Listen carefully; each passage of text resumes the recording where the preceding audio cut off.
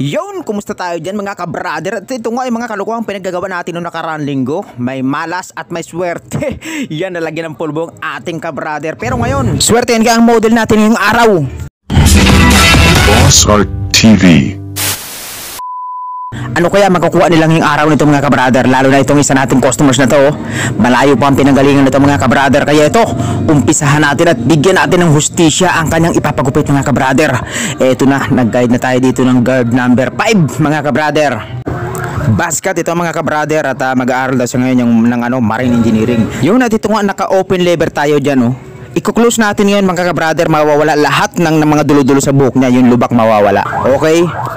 So yun, sundan nyo lang itong process nito mga ka-brother. Okay, maggagawa tayo ng lining mga ka-brother. Hindi na tayo maliligaw pag may ganyan Paikot yan mga ka-brother sundan nyo lang yan. Okay, tanggalin natin 0. Okay, ito, mag-guard tayo dito ng annex natin dito mga ka-brother yung number 2. Yan yung magiging forma niya mga ka-brother Yun, number 2 tayo. Hanggang dun ang number 2 mga ka-brother. Yan, sundan nyo yan Yun, hanggang dun mga ka-brother. Hanggang paikot yan Okay. Yun, next natin mga brother, number 1. Kung nag-guard tayo number 2 doon, dun tayo magna-number 1 naman. Yun. Ayos Nasusundan nyo ito mga ka-brother. Kung tama ako. Yan paikot din. Ganun din ang lining niya mga ka-brother. Parehas yan hanggang paikot.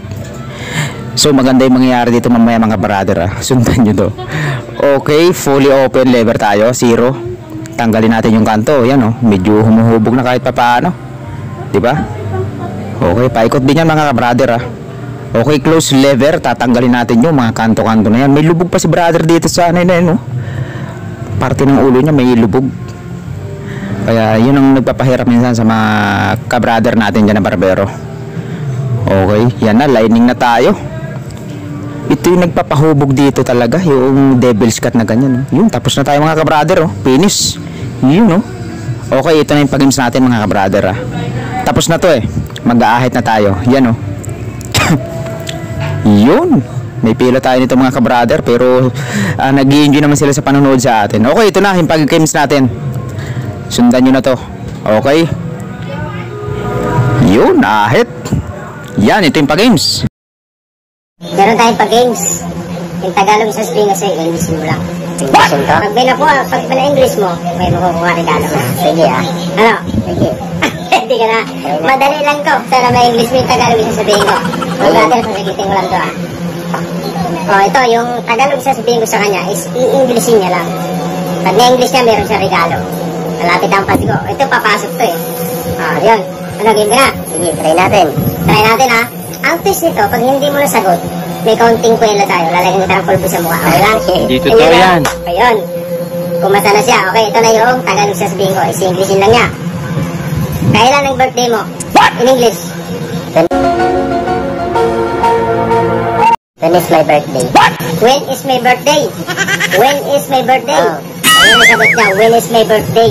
Kasi ang tanong natin siya. Yun ang kailan na mo? Answer. Sabi mo, kailan birthday mo? When is my birthday? Kailan? Kailan ang birthday mo? Yun, Tama.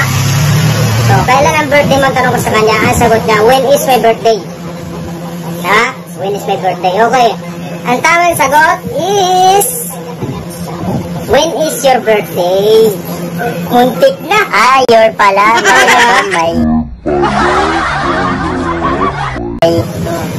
Sige, malalagyan natin siya ng pulpo sa mukha. Sayang.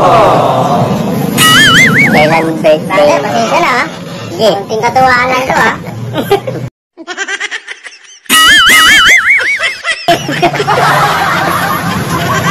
Multo na. Multo na. Konting kuwela lang tayo. Ayun Kailan birthday mo? Ang magkuha sana ni brother ito. Napakasulit ang mga pabango. Pabango Yan sana.